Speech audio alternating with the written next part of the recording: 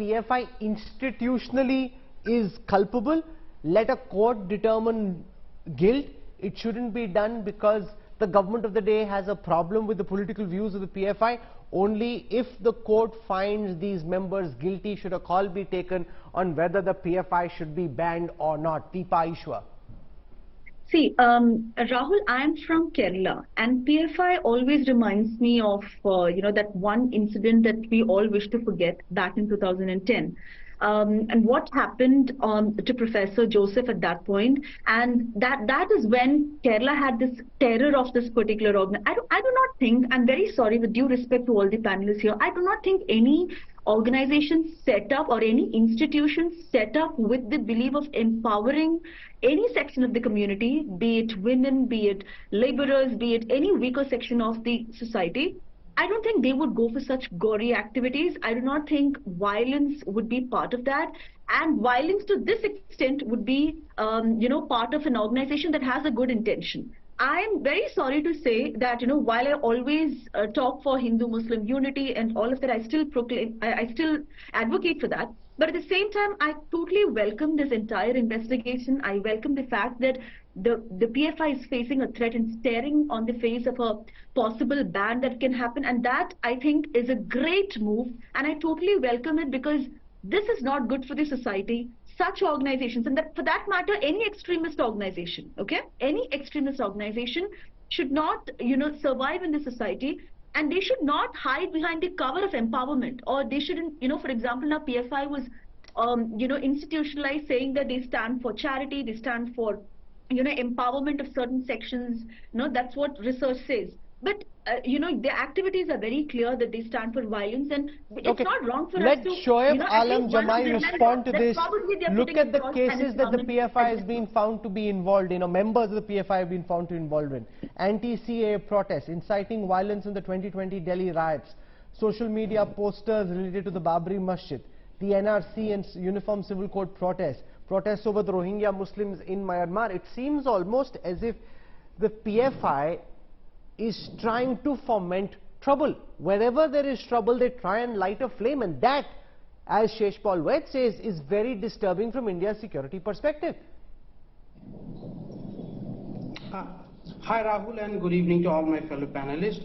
Though I am remotely not even connected to the PFI or SDPI, and absolutely been clear that any extremist organization who are threat to the internal security of our country should be banned, or they should be out of the action. But Rahul, now the PFI is under the clutch of NIA, and the onus is on PFI to prove their innocence, to let the scot-free.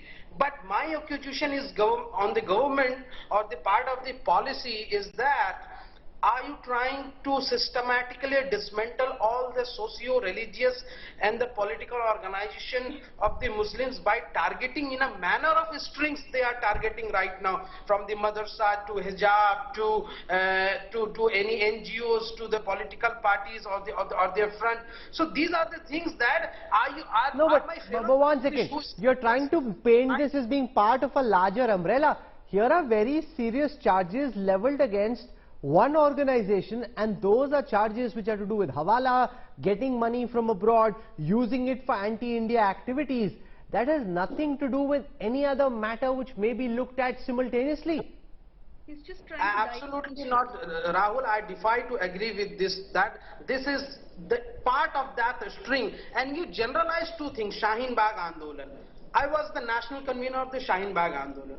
I was involved with the Rohingya welfare and to raise their voice. Do you think that any kind of terror funding or terror angle related to the Shaheen Bagh Andolan, and there is no case related to that?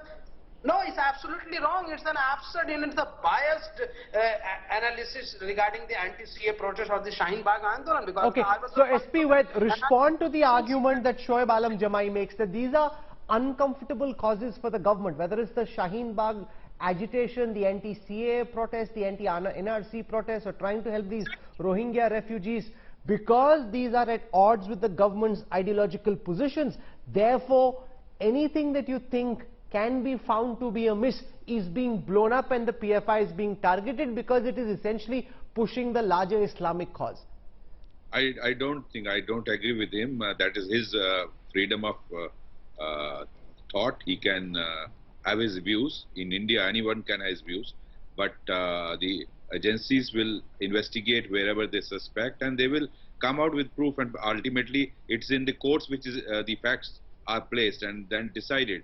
An organization which poses threat of imposing Taliban type Islam in India, in a country like India, you think action should not be taken against her? You saw what sinister design of Fulwari Sharif Bihar came out of turning India into a Islamic rule by 2047. I think today the most happy would be, one second, Mr. Jamai, let me speak. Just an allegation, sir. And how you make a narrative of such things which have no basis. Let him speak. Rahul. Mr. Jamai, let him speak. I'll come back to you in a moment for a counter. Let Mr. Vaid conclude. The sinister plan was made bare its intentions, and India cannot sit back and allow this to happen. So, very weak point. why is it that the PFI figures in most of the incidents of crime and in committal violence targeted by NI?